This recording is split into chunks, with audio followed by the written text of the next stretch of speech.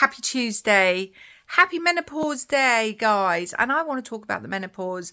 I want to talk about low self-esteem, and I want to talk about how I have turned my life around since working on myself and actually giving myself the respect that I should have done years ago. So I've been in this business 18 years. 18 years it will be next June. So I'm in my 17th year, moving into my 18th year. And I live and breathe my diet. I am a really hard worker. I put my heart and my soul into my clients.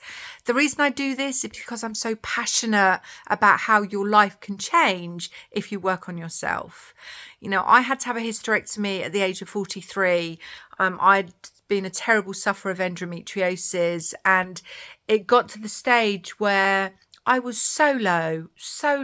And my husband, I remember once my husband turned around and said to my gynecologist, if you don't sort her out, I don't think we'll survive. You know, I would snap at my husband left, right and centre. And anybody who suffers with mood swings, menopause, will totally understand. You have no control of your mood swings at all. You can be happy one minute, you can be blubbering the next. It is really, really out of sync. And until you can get your medication correct, then it's just horrendous. And I feel sorry for anybody that's going through it. So I had my hysterectomy in 2015. I was probably sitting around 13 and a half. Obviously, I wasn't at my lowest that I was when I lost all my weight before. I put on from 2005 to 2020. I'd put on 6 stone. So I was sitting at 16 stone in 2020. But backtrack. So after my hysterectomy, I just went back to my old ways. I found going into the menopause overnight the worst thing ever. It was hell.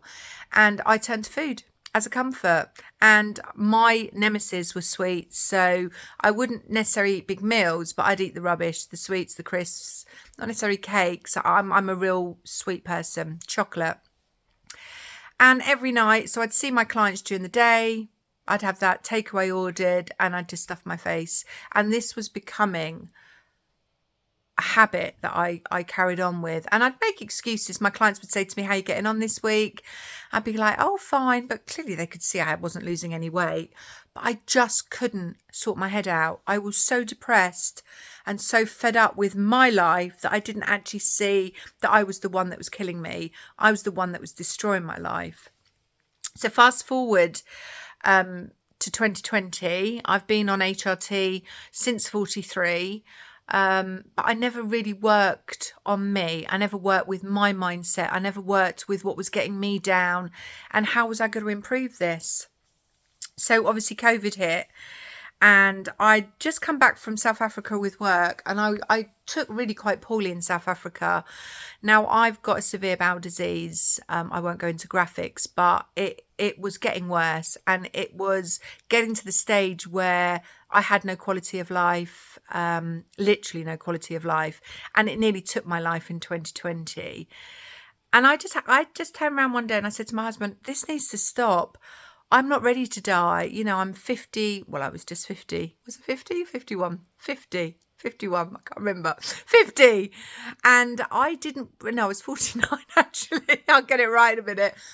I wasn't ready to die at 49, and something had to give.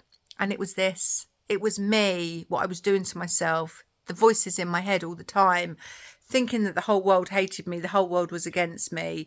You know, I had a real hang up with that, and it used to engulf my every second, my every waking hour.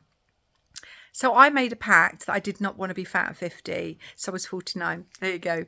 And I decided that after being so poorly when I got back from South Africa, and I really was so ill, I mean, it nearly cost me my life, that I turned around and said, I need to sort this out. I'd lost about a stone and a half with being so poorly. And I just said, right, I can crack on now. This is the wake up call that I needed. This is what I needed to turn my life around. And I did. I did step 2, and I lost 5 stone in 4 months altogether. And I decided that while I was working with myself, with my diet, I wanted to work with my mindset. So I'm a mindset coach. I'm an EFT, emotional freedom technique practitioner. Also, I qualified for neuro-linguistic programming but I wanted to do more.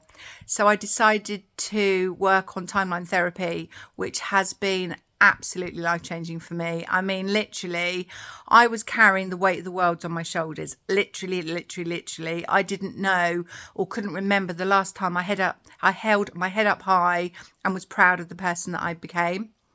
So doing this mindset work, I then decided to retrain in NLP because it had been many years that I'd done that.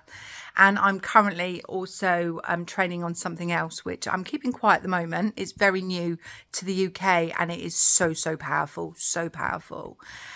And I decided that the change in me and how I felt and how different I was behaving, and I just allowed all those worries to go.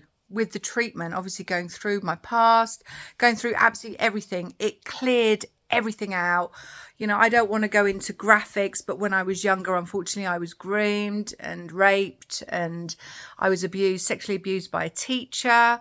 You know, a lot has happened to me, and I definitely one day I am going to write a book. I'm definitely going to write a book because there's a lot more that I haven't shared with you guys. Some people know my past. It was hellish, tell you, absolutely hellish, and I am so bloody proud of the person I've become today. Working on your mindset, guys, is life-changing. And I would say to any one of you, if you do anything at all, look at how you're treating yourself. Look at how you're talking to yourself. You know, get up every day and actually give yourself a purpose. You know, the last few weeks I've been, coming back from Vegas, I've been really quite poorly, and I withdrew from social media. I wasn't looking good. I mean, I still got the resemblance of the cold sores. I just felt absolutely rubbish, and I could feel myself slipping back into a little hole. And I had to give myself a good, talking to and saying, you've got to get up in the morning. You've got to put your makeup on. You might not feel like doing it, but do it because you'll feel so good.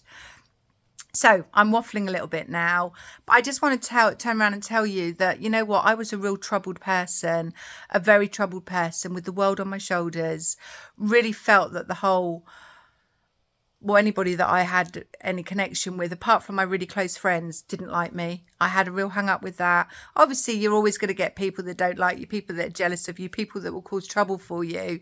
They're not important in my life anymore. They used to really wind me up. I'm not bothered about them. The only people that I'm bothered about, the people that show me respect, the people that I love, and people that love me back. You've got to understand in life that you might have hundreds and hundreds of acquaintances, but you'll only have a handful of really good friends. And that's all you need in life. But you need your happiness, and you need to embrace every second of this life that we've been given. So I want to say to you guys that if you've watched this, 8 minutes long, so well done if you've watched it all. But I'm here to help and support you. I offer free mindset classes to anybody that does the diet with me. And trust me, they are valuable courses. I run them privately, but for anyone with who is my client, then they get it free. So it's 6 weeks of workshop. We cover all aspects. We cover where you are now, how to work out your whys and your wants. We talk about low self-esteem. We talk about critical self-talk. We talk about limiting beliefs, and we talk about binge eating, because a lot of people will come to me, say they're binge eaters. Well, they're not. They just need to change their mindset. So if you've enjoyed what you've watched and you're sitting there thinking, this is me, I can relate to Nikki, then drop me a line. Let's have a chat and let's see what we can do together. Because trust me, I'm 52 in January. I feel younger than I've ever felt, and I'm definitely a lot happier.